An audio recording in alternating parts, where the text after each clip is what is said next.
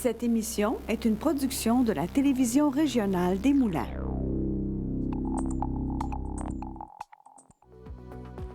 Avec la collaboration de la Chambre de commerce et d'industrie Les Moulins.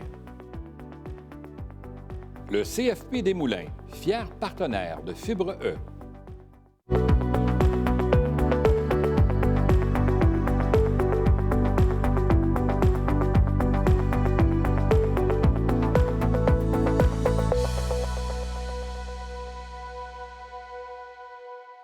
Bienvenue à Fibre E.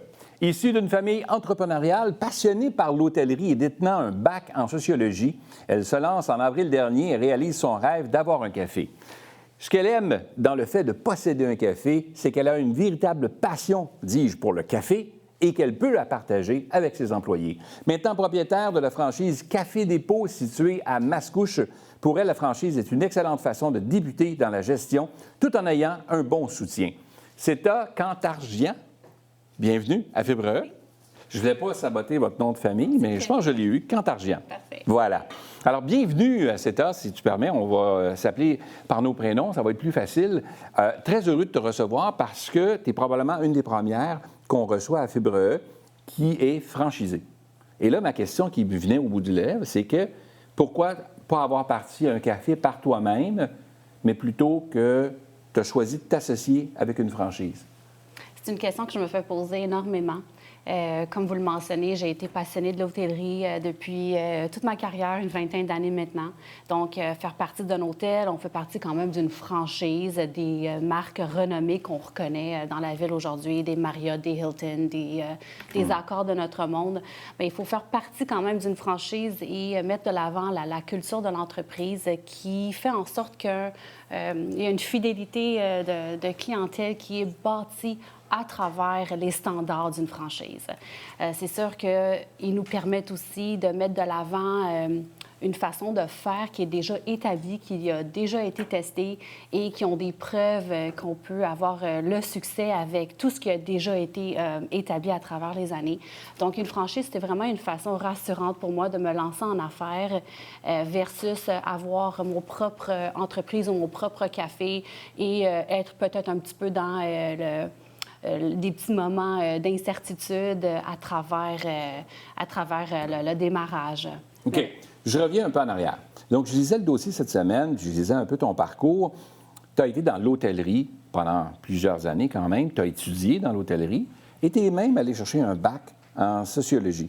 Alors, quel est le lien entre les deux? En fait, il y a un lien que certains ne le voient pas. J'ai pu le voir en appliquant mon day-to-day, si on peut le dire, notre quotidien à travers notre travail. Donc, la sociologie nous permet vraiment d'avoir ce petit côté relationnel, personnel avec les gens, surtout dans notre culture aujourd'hui, surtout dans notre société aujourd'hui, c'est un peu différent, c'est un peu même difficile d'aller chercher des petits liens avec l'être humain. On est tellement déconnecté parfois avec tout ce qui est réseaux sociaux, tout ce qui est Internet et vice-versa. Donc, j'ai pu appliquer ce que j'ai appris durant mon bac dans mon quotidien en hôtellerie. L'hôtellerie, c'est quand même un milieu qui est très personnel. Il faut vraiment essayer d'atteindre les gens, de reconnaître les passions, de reconnaître les préférences. Donc, tout ça m'a permis, en fait, d'englober mes apprentissages et faire un lien de cette façon-là. Okay. D'ailleurs, pas juste en hôtellerie, mais peu importe le travail ou le domaine dans lequel on est, il y a quand même un petit peu de sociologie impliquée. Quand tu as décidé d'aller dans l'hôtellerie comme ça, tu n'étais pas propriétaire inévitablement ou tu n'avais pas de franchise en soi, mais tu travaillais dans le domaine de l'hôtellerie et tu as toujours eu l'idée de... Quand c'est venu, ça, cette idée-là du café, tu avais une passion pour le café ou... J'avais quand même une très grande passion pour le café, mais être en hôtellerie, c'est aussi un peu de l'entrepreneurial. Donc, on gère des départements, on gère parfois des situations seules, dépendant aussi des corps de travail. Moi, dans mes débuts, j'ai travaillé souvent les soirs parce que j'étais aux études durant la journée. Donc, le soir, on est vraiment en équipe et on essaie de trouver des solutions seuls parce que souvent, les gestionnaires sont déjà partis à cette heure-là.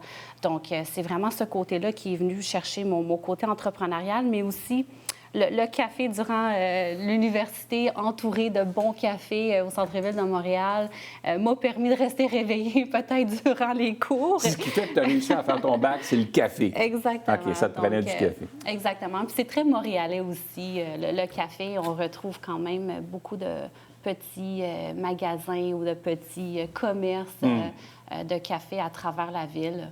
Tu disais que le café, c'est une chose qui te passionnait et le fait d'avoir une franchise aujourd'hui était rassurant parce que tu es accompagné, parce que le nom est connu. Donc, c'est plus rassurant que de partir par toi-même tout seul, où les gens sont peut-être moins attirés vers ton café parce qu'ils ne connaissent pas le nom. Donc, ça a cet avantage-là d'attirer de la clientèle qui ne serait peut-être normalement pas venue dès le départ.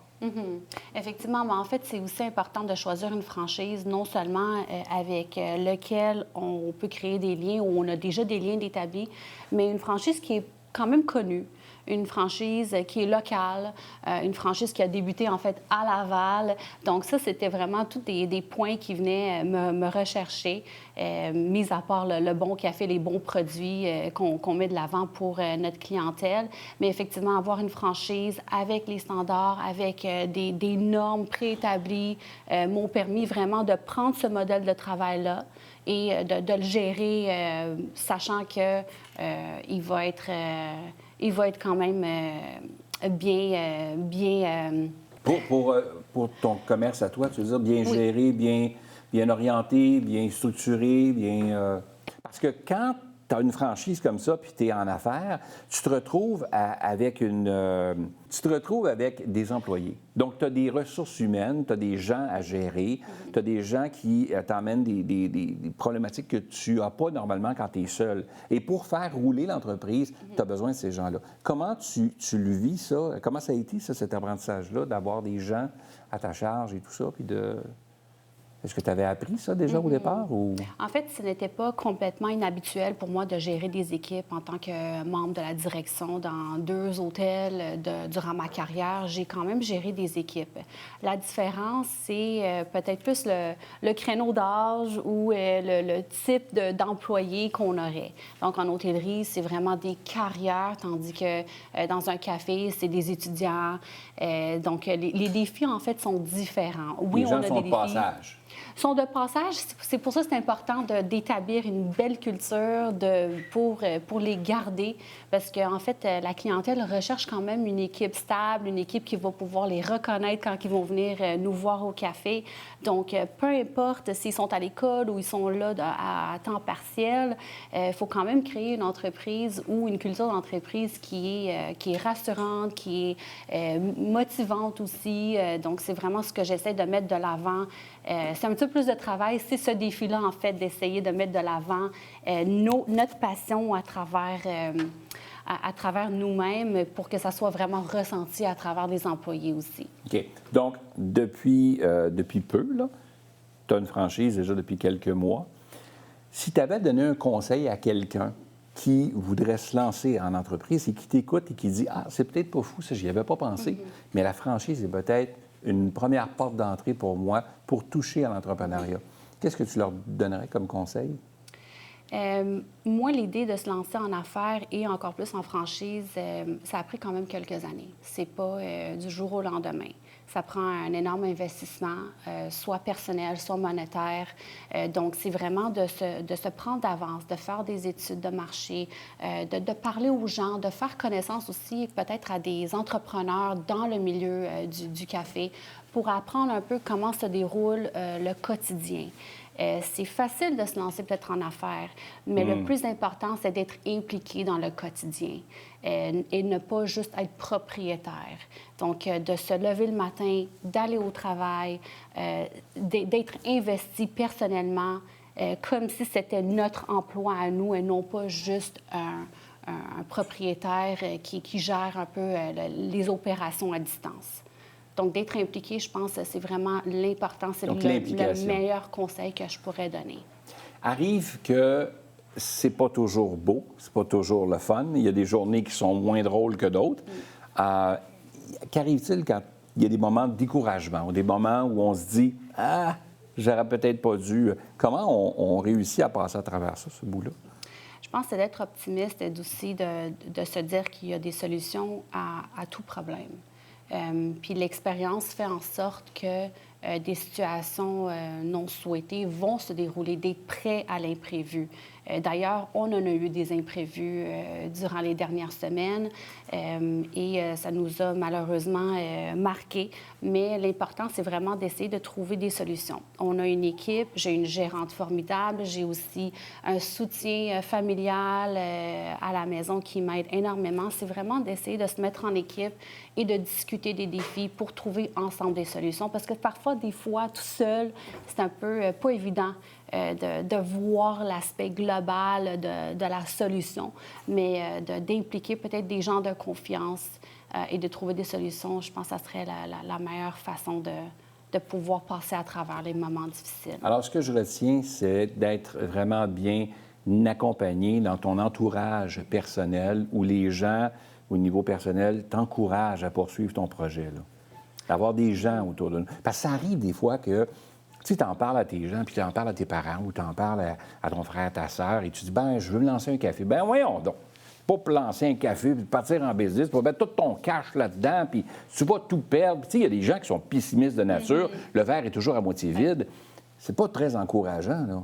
On n'a pas tous cet entourage-là qui est motivant, là, qui est positif à ton égard. Tu sembles l'avoir de ton côté, mais c'est pas tout le monde. Qu'est-ce qu'on fait dans ce temps-là? Est-ce qu'on poursuit son rêve quand même, ou on écoute les mamans, les papas, les frères, les sœurs qui nous découragent? Là?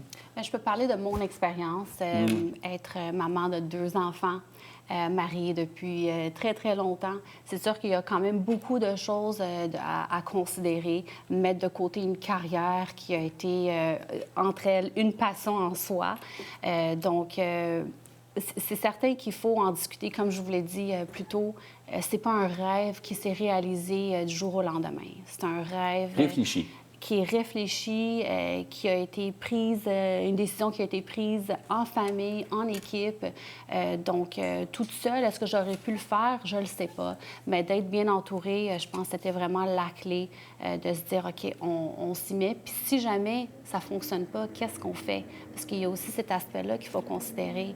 Si jamais, bien, c'est pas ce qu'on aurait souhaité ou que finalement les résultats ne sont pas au rendez-vous, qu'est-ce qu'on fait? Il y a quand même une famille, il y a quand même tout un investissement derrière tout ça. Si tu avais à le refaire, tu referais les mêmes choses? Je me lancerais à 100 avec les gens qui m'entourent aujourd'hui. Oui, absolument. C'était un plaisir de t'accueillir à Fibre. Merci beaucoup d'avoir accepté notre invitation. C'est fort passionnant, puis on te souhaite que la meilleure des chances pour la suite des choses. Merci.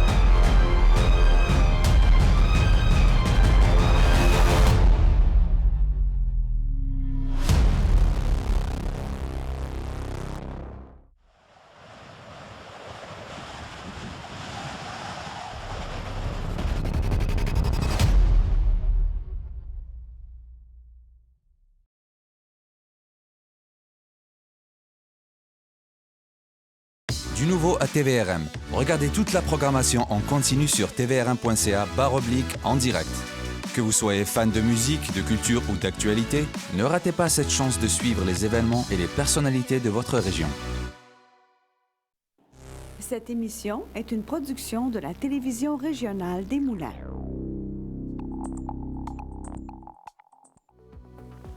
Avec la collaboration de la Chambre de commerce et d'industrie Les Moulins. Le CFP des Moulins, fier partenaire de Fibre E.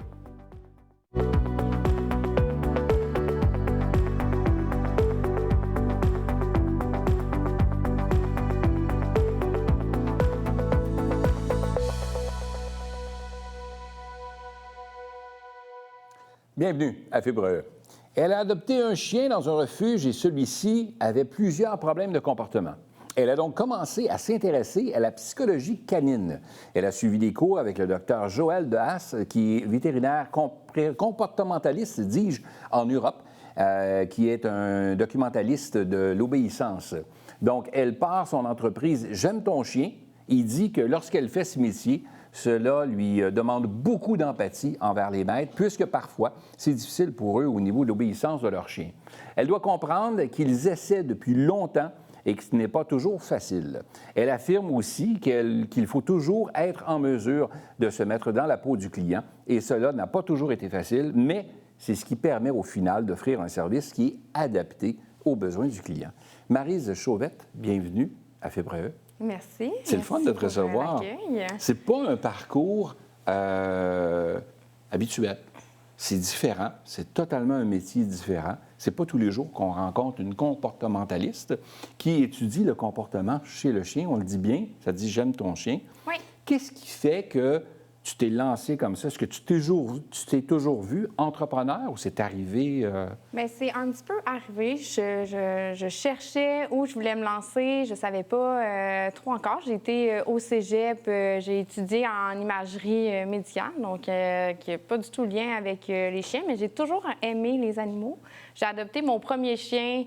J'avais 22 ans environ, là, donc c'est un peu ça qui m'a emmenée à m'intéresser davantage là, au comportement canin parce qu'on voulait faire une bonne action. Donc, effectivement, on l'a pris dans un refuge. Mais elle avait beaucoup de problèmes de comportement, donc elle grognait après moi et je comprenais pas trop qu'est-ce qui se passait, comment intervenir. Et j'ai suivi différents cours avec un maître chien pour commencer. Puis, je voulais en savoir plus sur les différentes techniques qui existaient. Donc, j'ai suivi une première formation à l'École des intervenants en comportement canin du Québec, qui n'était pas assez complète à mon avis parce qu'il y avait toujours des choses à savoir et mon but, bien, c'est vraiment de toujours davantage apprendre, comprendre qu'est-ce qui se passe dans la tête du chien, donc au niveau psychologique, au niveau aussi comportemental. OK. Et là, il te vient l'idée de dire, bien, pourquoi moi, je n'aiderais pas d'autres personnes qui vivent des problématiques avec leur chien? Exactement. D'où là partir ton entreprise. Oui, puis c'est que j'aime aussi beaucoup développer une complicité entre l'humain et son chien. Donc, de comprendre un peu qu'est-ce qui se passe dans la tête de notre chien, ça nous permet de pouvoir justement adapter nos ressources là, à travers les interventions qu'on veut faire avec notre chien. Quand on part une entreprise comme la tienne, inévitablement, ça ne prend pas nécessairement de locaux. Ou non, ça en prend un? Non, pas nécessairement. En fait, quand j'ai démarré l'entreprise, on a commencé à faire des consultations, des services de promenade, gardiennage, des consultations directement dans le domicile de nos clients, ce qui fait en sorte que l'animal n'est pas dérangé au niveau comportemental parce qu'il est à l'aise dans son environnement. Parfois, quand on sort l'animal de son environnement, bien, il est plus timide, plus gêné, il montre moins ses comportements comme il les fait à la maison, comme à domicile. Alors, ça nous permet de pouvoir intervenir efficacement sur les comportements qui sont présents dans le domicile de nos clients. Un chien qui regarde la télé, ça ne doit pas être évident à maîtriser, ça? Un chien qui réagit quand il regarde la télévision. Il réagit quand il voit d'autres chiens et tout ça, puis il va aller les voir. Fait que ça ne doit pas être évident non plus. Oui, exact. Bien, c'est ce qu'on appelle, au niveau de ces comportements-là, c'est ce qu'on appelle la réactivité. Donc, il y a différentes sortes sortes de réactivité qui existent. Il y a la réactivité en laisse, qu'on va observer chez un chien qui jappe quand il voit d'autres animaux, mais qui est en laisse pendant la promenade, par exemple, qui va avoir des interventions spécifiques qu'on va mettre en place pour ces problématiques-là. On va avoir d'autres chiens aussi qui vont réagir, comme par exemple à la télévision quand ils voient d'autres animaux. À ce moment-là, l'intervention va être beaucoup plus ciblée au niveau de l'autocontrôle qu'on veut mettre en place avec le chien. Il faut voir, est-ce que le chien a peur? Est-ce que le chien est trop excité? Donc, il est content de voir d'autres chiens. Alors, notre rôle, ça va être de regarder son historique pour pouvoir établir, bon, est-ce que le chien est content? Est-ce que le chien a peur? Est-ce qu'il y a des expériences traumatisantes dans son passé qui peut expliquer les comportements qu'on va observer? Ensuite, on va regarder au niveau des jappements. Est-ce que les jappements, c'est des jappements de peur? Est-ce que c'est des jappements de frustration? Il y a une différence entre les deux. Quand un chien a peur, généralement, les jappements vont être courts, vont être rapprochés. Donc, wouf, wouf, wouf, wouf, wouf, comme un chihuahua, par exemple. Quand il y a une frustration, donc le chien est juste content d'être content, les jappements vont être plus espacés. Donc, comme un bouvier qui est content de voir de la visite arriver. Je t'ai emmené dans cette dynamique-là parce que je voulais comprendre toute l'ampleur de ce que tu as à apprendre, parce que les comportements sont tellement variés d'un chien à un autre, et toutes les clientèles que tu reçois, que tu vois, que tu visites, bien, on se rend compte que les maîtres ne sont pas tous au même niveau, ne comprennent pas tous, évidemment, ce que toi, tu comprends de l'intelligence canine, mais pour en faire un métier comme tu en as fait de ton côté, ça demande aussi une forme d'équilibre au niveau de ta vie professionnelle et ta vie personnelle. Oui. Parce que tu pourrais faire ça à journée longue. Là. Les gens veulent te voir le week-end, ils veulent te voir le dimanche, ils veulent te voir des soirs, le jour. Oui. Comment tu fais pour équilibrer tout ça?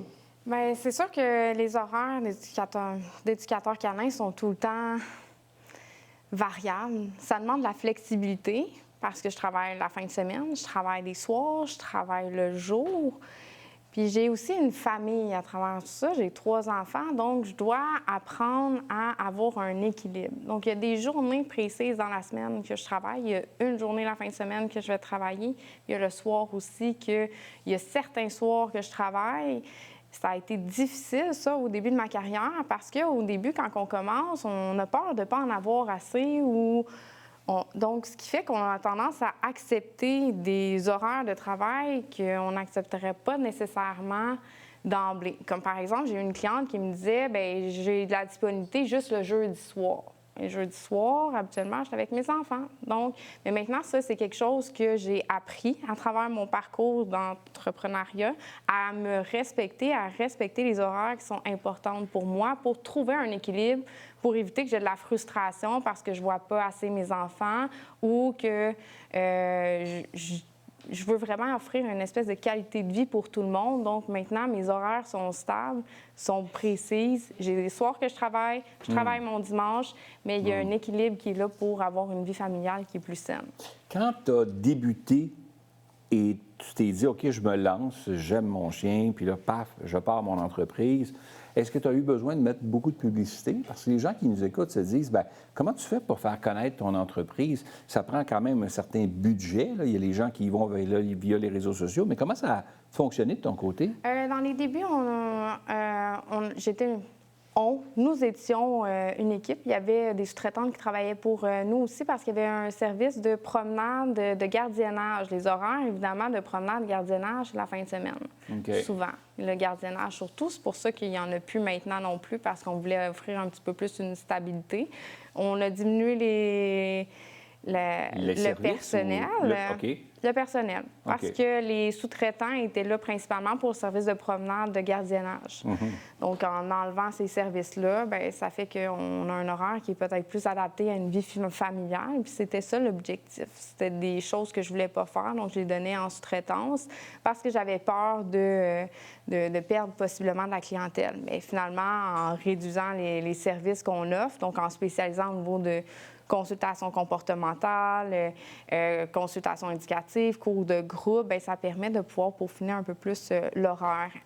J'ai perdu la question. Est-ce que c'est possible de me la répéter? En fait, ce que je disais, c'est que la conciliation travail-famille, tu sais, tu voulais avoir un équilibre parce que c'est toujours difficile de dire à quel endroit on tire la ligne. Tu es en affaires, tu t'es parti en affaires, tu vis de ça, tu as un revenu qui est généré par ça, et là, tu as des demandes qui arrivent, mais les gens n'ont pas nécessairement le respect de ton horaire, mais plutôt le respect de leur horaire à eux. Ils veulent que tu sois flexible pour eux. Donc, autant un dimanche matin qu'un samedi. Et là, tu m'expliquais que tu avais réussi à trouver une conciliation un peu entre les deux en éliminant certains services, en éliminant des sous-traitants, de façon à te concentrer sur la portion comportementaliste. Qui m'intéresse vraiment, finalement. C'est celle-là que tu veux. C'est celle-là qui m'intéresse. Puis au niveau de comment on s'est fait connaître, c'est beaucoup du bouche à oreille.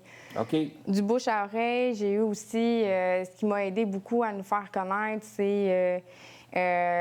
j'ai eu des clients qui étaient dans le domaine canin, donc des techniciens en santé animale. Qui te référaient, dans le fond. J'ai été référée par des cliniques vétérinaires. J'ai aussi conçu des petits dépliants sur la réactivité que j'ai emmenés dans plusieurs animaleries. Donc, il y avait 20 animaleries et vétérinaires qui avaient des pamphlets sur la réactivité, chose qu'il n'y a pas vraiment. Donc, j'ai essayé d'innover. C'est ça qui a fait en sorte que plus on innove, plus on ajoute de la nouveauté. J'ai fait des formations en ligne qui sont disponibles pour mes clients. Donc, c'est accessible au niveau du budget. Ça permet d'aller chercher une clientèle qui n'a peut-être pas nécessairement les moyens d'avoir un éducateur canin qui vient à domicile, avec du contenu qui est pertinent, qui est intéressant, qui est à jour. Puis, ça permet aussi d'aller chercher une clientèle qui est plus au travers du Québec. Mais après, à travers le bouche à oreille, les publicités sur les réseaux sociaux, avoir une page active, démontrer ce qu'on est capable de faire en consultation. C'est quoi les bénéfices aussi d'avoir une consultation à domicile? Bien, ça fait que tout ça, bien, ça active le bouche à oreille et finalement, ça installe un roulement aussi, là. Quand tu regardes le parcours que tu as fait avec J'aime ton chien, là, est-ce que tu referais le même parcours aujourd'hui ou tu le ferais différemment? Bien, ça, c'est une excellente question. Puis c'est une question un peu philosophique, hein, dans le sens où on peut aller d'un sens et de l'autre. Mais même au niveau de mon parcours personnel, je ne changerais aucun élément. On ne peut pas dire que le parcours il est parfait, il n'est pas parfait. On n'a jamais aucun parcours qui est parfait. Mais de changer un élément, ça fait en sorte que tout l'apprentissage qu'on a jusqu'à maintenant, il n'est plus le même. Donc, si je dis, par exemple, en 2022, bien, j'ai eu une pension canine où on avait un projet en Mauricie où les chiens étaient lousses avec nous à l'intérieur comme à l'extérieur. J'avais 33 chiens qui vivaient en meute avec moi, plus 16 chiens de rescue de haute dangerosité. Bien, c'était vraiment difficile au niveau de conciliation travail-famille parce que j'étais censée faire 4 jours de 10 heures. Finalement, je me ramassais avec 128 heures par semaine à dormir là-bas, mais plus ou moins dormir parce que les chiens, des fois, sont Tu n'avais pas une bonne conciliation rendue là. Non. Fait que t'as dû Donc, t'adapter. j'ai mis fin à ce projet-là qui était un beau projet. Par contre, est-ce que je dirais que je le regrette puis que je le referais pas? Non. Parce que j'ai travaillé avec des chiens de haute dangerosité, donc je sais comment faire des réhabilitations de haut niveau. Puis j'ai travaillé avec des chiens qui vivaient toujours ensemble. Ce qui fait que le jeu entre les chiens, bien, je suis capable de l'identifier. Je suis capable de prévenir une intervention avant qu'il y ait une agression. Je suis capable d'introduire des chiens entre eux sans avoir d'inquiétude. Donc, dans le fond, le parcours que tu dis, que tout ce que tu as vécu comme parcours était essentiel à mieux te connaître aujourd'hui en tant qu'entrepreneur et être en mesure de faire de meilleurs choix pour ce qui te convient à toi Exact, pour la et suite. avoir davantage d'expérience sur le terrain pour pouvoir m'adapter facilement en fonction de mon client, donc le chien en soi, puis des attentes de mes clients humains Non, tout à aussi. fait. Écoute, à t'écouter, c'est fascinant, c'est le fun, c'est de voir le parcours que tu as fait puis ce que tu as lancé comme entreprise. Bravo. On te souhaite longue vie à J'aime ton chien. Merci beaucoup d'avoir été là, Marie. Merci de l'invitation. Merci à toi d'avoir accepté. À bientôt, tout le monde. On se revoit la semaine prochaine pour une autre émission de Fébreux.